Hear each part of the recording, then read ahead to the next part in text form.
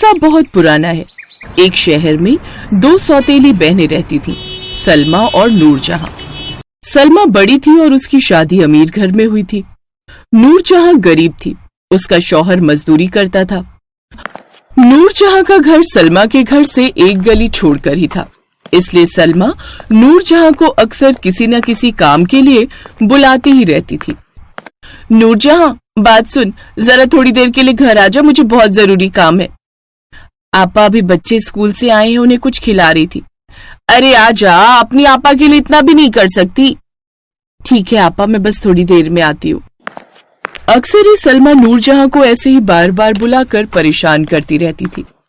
नूरजहां मन में यही सोचती थी कि बड़ी बहन है तो अपनेपन में बुलाती है, इसलिए बड़ी बहन को इज्जत देनी चाहिए।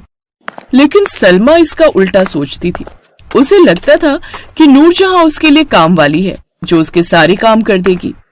कितनी देर से तेरा इंतजार कर रही थी। देख, छोटे कमरे में रखे बड़े संदूकों में से गर्मियों के कपड़े निकालने हैं और ये सारे सर्दियों के कपड़े अंदर रख देना। तुझे तो पता है 2 दिन बाद रोजे शुरू हैं, फिर ईद है, उसकी भी तैयारी करनी है। अगर तू ये काम कर देगी तो मेरे लिए बहुत आसान हो जाएगा। ठीक है आपा, मैं कर देती हूँ। पूरा तो नहीं कर पाऊंगी क्योंकि आज सोच रही हूँ, हिना के अब्बू बोल रहे थे उन्हें मजदूरी के पैसे मिलेंगे तो थोड़ा रोजे का सामान ले आऊंगी। ईद की सेवैयां भी लानी है।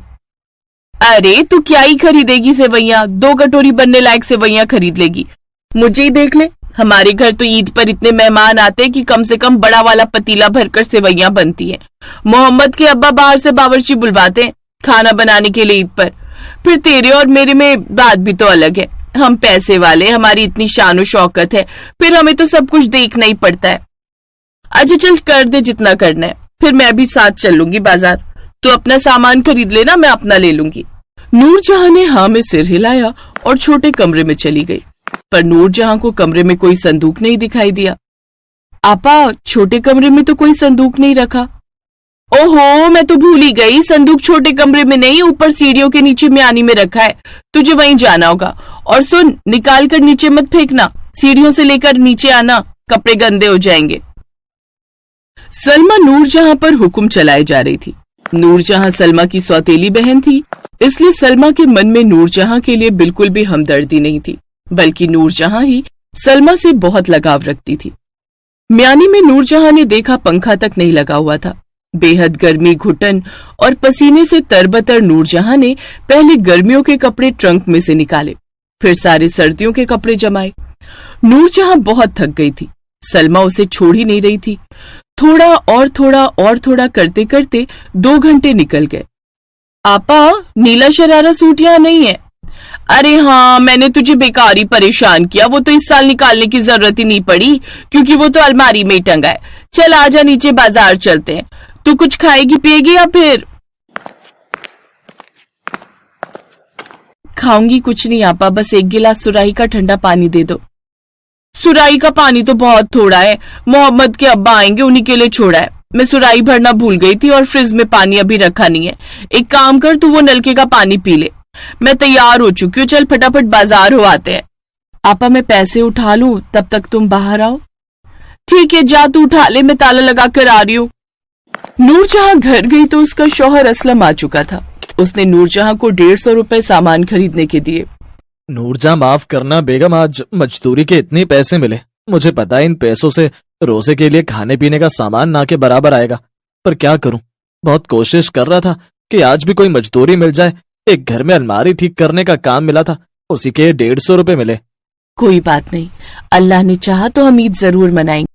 नूरजहां ने पैसे लिए और अपने शौहर को तसल्ली देकर वो सलमा के साथ रोजे और ईद का सामान खरीदने के लिए बाजार चली गई। भाईजान, सबसे बढ़िया खजूर, मेवे और सेवैयां निकाल दो। घर में इतने मेहमान तशरीफ लाएंगे कि तैयारी में कोई कमी नहीं रहनी चाहिए। सामान उम्दा होना चाहिए। तुम्हें तो मालूम ही है मेरे शौहर अकरम मियां कितने बड़े बिजनेसमैन हैं। हमारे यहाँ की ईद देखने लायक होती है।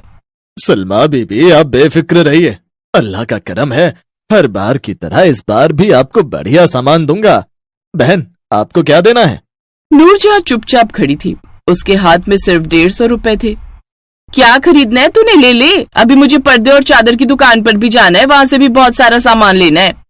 भाईजान, 150 रुपए में जितनी सेवैयां और शक्कर आ जाए उतना तोल दो। ज्यादा तो नहीं आएगा, फिर भी कोशिश करता हूँ कि चीजें दे दूं। सलमा धीरे से हंस पड़ी। ऐसा लग रहा था कि वो अपनी बहन नूरजहां की मजबूरी का मजाक उड़ा रही है। सलमा ने एक बार भी नहीं बोला कि बहन तू इतना मेरे घर काम करती है, थोड़े पैसे मुझसे ले ले। मजाल है जो सलमा के मुंह से ऐसा कोई अपनापन वाला शब्द भी निकला हो। इसके बाद सलमा ने काफी देर तक अलग अलग दुकानों से ईद की खरीदारी की और घर लौटने लगी। सलमा ने सामान के बहुत सारे थैले नूरजहां के हाथ में पकड़ा दिए। चलते चलते सलमा एक ठेले से अंगूर खरीदने लगी। सड़क के किनारे एक बूढ़े फकीर बैठे थे।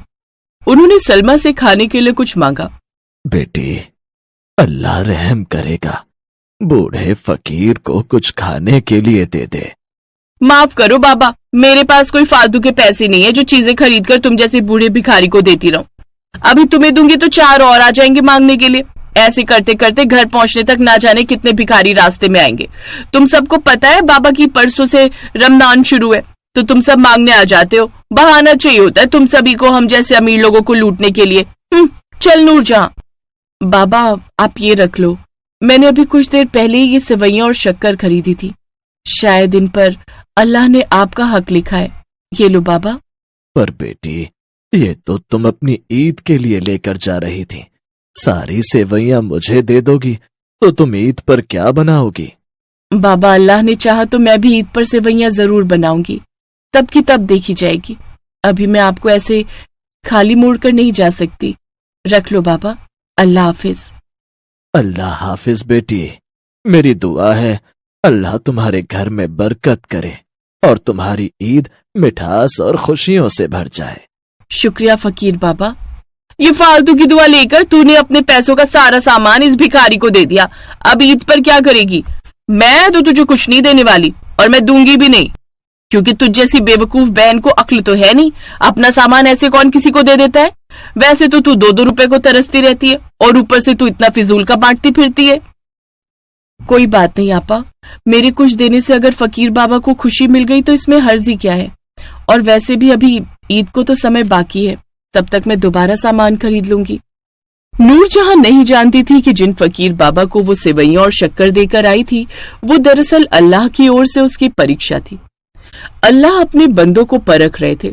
सलमा ने इंसानियत का फर्ज अदा नहीं किया और फकीर बाबा पर रहम नहीं किया, जबकि नूरजहां ने रहम दिली दिखाई। उसकी नेक दिली से अल्लाह बहुत खुश हुए और उस पर रहमत बरसाई। रोजे के पहले दिन नूरजहां ने जब कुरान शरीफ उठाई तो देखा कि कुरान शरीफ के पास एक पाक साफ रेशमी थैली रखी हुई थी। नूरजहां ने घर में सबसे पूछा, सुनो जी, ये थैली आपने यहाँ रखी है? नहीं तो, मैंने तो ये थैली नहीं रखी।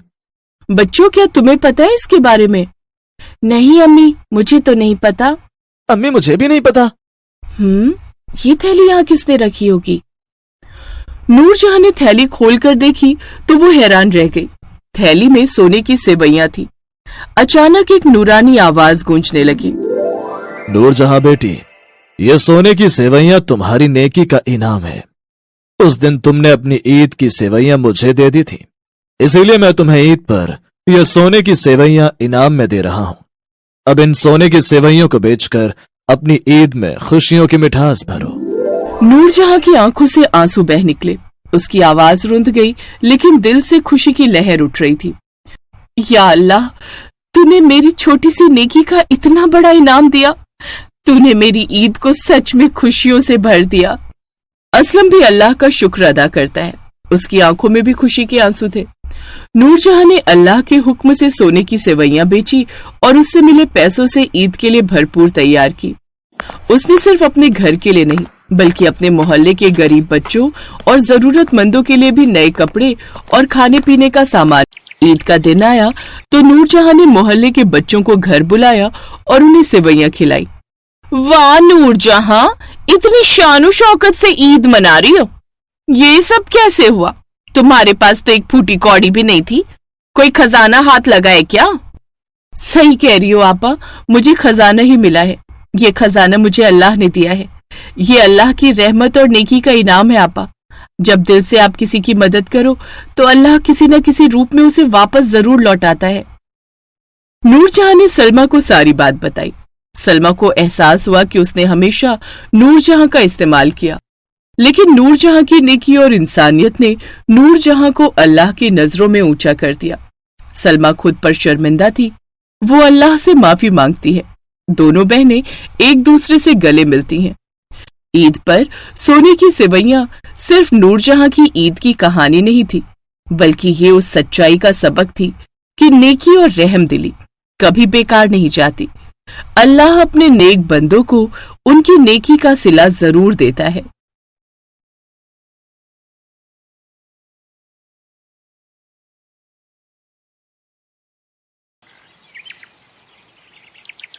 और सुनाओ, कैसे हो जब्बार भाई? अल्लाह का करम है रमा भैया। तुम बताओ? भगवान की कृपा से सब कुशल मंगल है भैया। अच्छा, वो तुम्हारे तो रोजे शुरू हो गए होंगे ना? जी हाँ भैया, आपको याद है? अरे भैया, कैसे भूल सकते हैं, है? पहले 1 महीने के रमजान और फिर रोजों के बाद भाभी के हाथों से बनी सेवई। आहा, उन सेवइयों का तो पूरे साल इंतजार रहता है भैया। जरूर रमा भैया, मैं कह दूंगा तबस्सुम से इस बार रमा भैया के लिए अलग से ढेर सारी सेवई बना के रखे। हाँ। जब्बार की बात सुनकर रमाशंकर बहुत खुश होता है। ये कहानी है बिल्लूपुरा गांव की, जो शहर से काफी दूर बसा हुआ एक गांव था।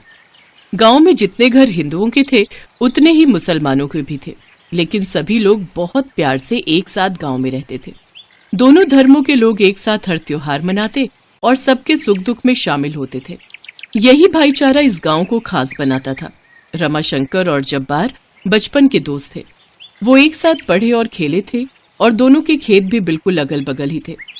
हर साल ईद पर जब्बार की पत्नी तबस्सुम सेवई बनाती, जो रमाशंकर को बहुत पसंद थी। तो उधर होली पर रमाशंकर की पत्नी अनीता के हाथों की बनी गुजिया खाने जब्बार दौड़ा चलाता था। फिर एक दिन, अरे यार जब्बार, एक बात तो बताओ। हाँ रमा भैया, पूछो ना यार। ये हमारे गांव का कभी कुछ होगा कि नहीं? मतलब मैं कुछ समझा नहीं रमा भैया। अरे मतलब कि यहाँ कभी सड़क बनेगी या नहीं? अरे हमारे गांव का विकास कैसे होगा यार? अरे सब हो जाएगा, धीरे धीरे गांव में बिजली भी तो आई, तो एक दिन सड़क भी आ जाएगी। पता नहीं यार, वो दिन हम कभी देख पाएंगे या नहीं। अरे कैसी बातें कर रहे हो भैया, हैं? अभी तो आपको बहुत जीना है और बहुत सारे काम करने। हाँ भाई, सही कह रहे हो, लेकिन सबसे पहले तो ईद पर तुम्हारे घर आकर सेवई खानी है भाई। हाँ। रमा की बात सुनकर इस बार जब्बार खिलकर हंस पड़ा। बिल्लूपुरा में सभी लोग ऐसे ही मिलजुल कर रहते थे। बस अगर कमी थी तो विकास की। एक तो गांव जंगल के पास एकदम वीराने में था। ऊपर से सड़क नहीं होने से गांव से शहर जाने में बड़ी दिक्कत होती थी। पूरे गांव में सिर्फ एक ही किराने की दुकान थी। उस दुकान का मालिक था गोपाल। गोपाल बहुत अच्छा और भला आदमी था। वो महीने में एक बार शहर जाता और फिर वहां से टेम्पू भरकर सामान ले आता। तब जाकर गांव के लोगों को अपनी जरूरत का सामान मिल पाता था। एक दिन गोपाल की दुकान में सत्तार मियाँ आए। सत्तार मियाँ गांव के बुजुर्ग थे। नेक दिल सत्तार मियाँ का पूरा गांव इज्जत करता था। अरे बेटा गोपाल, अरे कैसे हो? आदाब बड़े मियाँ। राम राम गोपाल बाबू। राम राम जी, राम राम। बताइए क्या बात दूं? ना ना बेटा, सामान तो मैं कल ही ले गया था। आज तो बस ऐसे ही तुमसे कुछ बात करने आया था। हाँ तो आदेश करिए बड़ी मियाँ। अरे आदेश नहीं बेटा, बस यही कहने आया था कि ईद को बस 10 दिन रह गए हैं, तो इस बार कच्ची सेवइयां हिसाब से मंगा लेना है। पिछले साल कुछ कम पड़ गई थी। इसमें मेरी कोई गलती नहीं थी बड़े मियाँ। पिछले साल पूरी 3 पेटी कच्ची सेवइयां मंगाई थी, लेकिन अपने गांव में सेवई के इतने चटोरे हैं कि वो 3 पेटियां भी कम पड़ गईं। अब बताओ। अरे बेटा, ईद की सेवई का स्वाद ही कुछ अलग होता है, और ईद पर जब आदमी इतने प्यार से खिलाता है तो खाने वाला चटोरा कटोरा भर के ही खाता है। तुम एक काम करो, इस बार 4 पेटी मंगा लो, पूरे गांव के लिए काफी रहेगी। ना बड़े मियाँ, मैंने तो सोच लिया है इस बार 5 पेटी से कम नहीं लाऊंगा। गलती से अगर किसी को सेवई नहीं मिली ना तो वो मेरी जान ही खा जाएगा। अब मैं बस 3-4 दिन में ही शहर जाने वाला हूँ, आप चिंता ना करें। गोपाल की बात सुनकर सत्तार मियाँ मुस्कुरा दिए और मन ही मन ऊपर वाले से दुआ करने लगे कि बिल्लूपुरा गांव में ये आपसी भाईचारा ऐसे ही बना रहे। लेकिन गांव के लोगों को क्या पता था कि ऊपर वाला भी उनके भाईचारे की परीक्षा लेने बैठा है। इसी गांव में एक मोची था जिसका नाम पप्पू था। पप्पू को गांव में हिंदू मुस्लिमों का इस तरह मिलजुल कर एक साथ रहना पसंद नहीं आता था। उसका मानना था कि दोनों धर्मों के लोग अलग हैं, इसीलिए दोनों धर्मों के लोगों को अलग अलग रहना चाहिए। इसीलिए वो किसी मुसलमान से बात तक नहीं करता था। जब उसने गोपाल की दुकान से आते सत्तार मियाँ को देखा तो मन ही मन वो जल भुन गया। ये लोग कभी नहीं सुधरेंगे। अरे भला जमीन और आसमान भी कभी एक हो सकते हैं क्या? अब तो मुझे ही कुछ करना पड़ेगा। एक तरफ गांव में ईद की तैयारियां चल रही थीं, तभी दूसरी तरफ पप्पू ने एक बड़ा खेल कर दिया। जो टेम्पो गोपाल की दुकान के लिए कच्ची सेवइयां और बाकी का सामान लेकर आ रहा था, उसी टेम्पो वाले को रास्ते में रोककर पप्पू ने उससे लिफ्ट मांगी और फिर उसे मंदिर का प्रसाद बताकर एक नशीला लड्डू खिला दिया। फिर जैसे ही टेम्पो का ड्राइवर बेहोश हो गया, तब पप्पू ने टेम्पो से सारी सेवइयों वाली पेटियां उतारी और उनमें अपने हाथों से आग लगा दी और फिर लो अब मना कर दिखाओ ईद, ना बनेगी सेवई और ना रहेगा इन लोगों के बीच में ये प्यार का दिखावा है। कुछ देर बाद जब टेम्पो वाले को होश आया तो उसे सेवइयां गायब मिली। वो समझ गया कि सेवइयों की चोरी हो गई है। गोपाल की डांट के डर से वो फिर गांव आया ही नहीं और वापस शहर चला गया। इधर गोपाल और पूरे गांव वाले रात तक उसका इंतजार करते रहे। रात में जब गोपाल ने टेम्पो वाले को फोन किया तो उसने किसी तरह हिम्मत जुटाकर गोपाल को सारी बात बता दी। हालांकि चोरी करने वाला कौन था ये टेम्पो वाला गोपाल को नहीं बता सका, क्योंकि पप्पू ने उसे अपने बारे में सारी गलत जानकारी दी थी। सेवइयों की चोरी होने की बात सुनकर गोपाल के होश उड़ गए और जब ये बात गांव के लोगों को पता चली तो सभी के चेहरे उतर गए। अब हम ईद कैसे मनाएंगे भैया? बिना सेवइयों के भला ईद कैसी? मुझे माफ कर दो जब्बार भैया। नहीं बेटा गोपाल, इसमें तुम्हारी कोई गलती नहीं है। अब अल्लाह की मर्जी के आगे किसकी चली है भला? ये क्या बात हुई बड़े मियाँ? अल्लाह क्यों चाहेंगे कि उनके रोजेदार ईद न मना पाए हैं? अब हमें पता करना चाहिए कि आखिर वो चोर कौन है जो हमारी सारी सेवइयां चुरा कर बैठा है। उससे कोई फायदा नहीं रमा बेटा, जाने दो। अब इस बार सेवई नहीं तो हलवा बनाकर ही काम चला लेंगे। सत्तार मियाँ ने उपाय तो दे दिया था, लेकिन वो भी जानते थे कि बिना सेवई के तो किसी का मन मानेगा नहीं। वो खुद भी बहुत दुखी थे। ईद आने में अब बस 2 दिन रह गए थे और इतनी जल्दी शहर से दोबारा सेवइयां भी नहीं लाई जा सकती थी। गांव के सभी लोग इस बात से बहुत दुखी थे, लेकिन कहते हैं ना कि जब सारे रास्ते बंद हो जाते हैं तो ऊपर वाला जरूर कोई रास्ता खोल देता है। इसी गांव में एक बुजुर्ग महिला रहती थी जिनका नाम था बिमला। सब उन्हें प्यार से बिमला ताई कहते थे। बिमला ताई को जब इस बारे में पता चला तो उन्होंने फौरन चौपाल बुलाई और सभी से कहा, तुम सब औरतें ऐसे मुंह लटका कर क्यों बैठी हो? हाँ, सेवई चोरी हो गई तो क्या हम सब ईद नहीं मनाएंगे? अरे तुम सब कैसे भूल गई कि बिमला ताई अभी जिंदा है? गांव के जितने मर्द हैं, तुम सब एक काम करो, जाओ और जाकर जितना आटा और मैदा ला सकते हो लेकर आओ। बिमला ताई की बात सुनकर सभी लोग अपने अपने घरों से आटा और मैदा लेने चले गए और फिर बिमला ताई ने अपने थैले में से थोड़ा आटा और मैदा बाहर निकाला, उसे अच्छे से गूंथा और फिर अपने हाथों से सेवई तोड़ने लगी और गांव की सभी औरतों से बोली, तुम सब की सब बाजार की बनी बनाई सेवई के चक्कर में पड़ी हो। सब की सब आलसीन हो गई हो एक नंबर की। भूल गई जो स्वाद घर पर हाथों से बनी सेवई का है वो स्वाद और कहाँ। ध्यान से देखो तुम सब, एक कमला, शबाना, सुनीता और तबस्सुम, तू भी देख। ऐसे करके हाथ से गोल गोल लोई बनाओ और फिर ऐसे प्यार से सेवई तोड़ो। चलो सबकी सब शुरू हो जाओ जल्दी से। उन्हें धूप में सुखाने के लिए भी अच्छा खासा समय चाहिए। चलो अब बैठी क्या हो, शुरू हो जाओ। आधी यहाँ बैठ के सेवइयां तोड़ो और आधी इन्हें फटाफट ले जाकर छतों पर सूखने के लिए डालो। चलो। सबने वैसा ही किया जैसा बिमला ताई ने कहा। पूरे गांव की औरतों ने अपने हाथों से कच्ची सेवइयां तोड़ी और उन्हें गांव के सभी घरों की छतों पर सुखाया गया। नतीजा कि सिर्फ एक ही दिन में वो हो गया जो किसी ने सोचा भी नहीं था। फिर ईद के दिन वाह भाई वाह वाह वाह, कमाल कर दिया तबस्सुम भाभी है। मान गए आपको। क्या सेवई बनाई है आपने है? सच में वो क्या कहते हैं, सुभान अल्लाह। सच में आपको इतनी अच्छी लगी भैया? अरे अच्छी नहीं भाभी, बहुत अच्छी है। अरे पिछले साल से भी अच्छी। हाँ, पहले कटोरा भरकर खाऊंगा और फिर बिमला ताई के हाथ चूमने जाऊंगा, बता रहा हूँ। सिर्फ रमाशंकर ही नहीं बल्कि इस ईद पर पूरे गांव ने इसी तरह स्वाद ले लेकर सेवई खाई और खुशी से ईद का त्योहार मनाया। इस बार की सेवइयों का स्वाद ही निराला था, क्योंकि उसमें गांव के लोगों का भाईचारे और प्यार का स्वाद जो भरा था। पूरा गांव खुश था सिवाय पप्पू के, जो चुपचाप अपनी दुकान में बैठा बस गुस्से में बड़बड़ाए जा रहा था। Best buddies. Hello friends, Thanks for watching this video.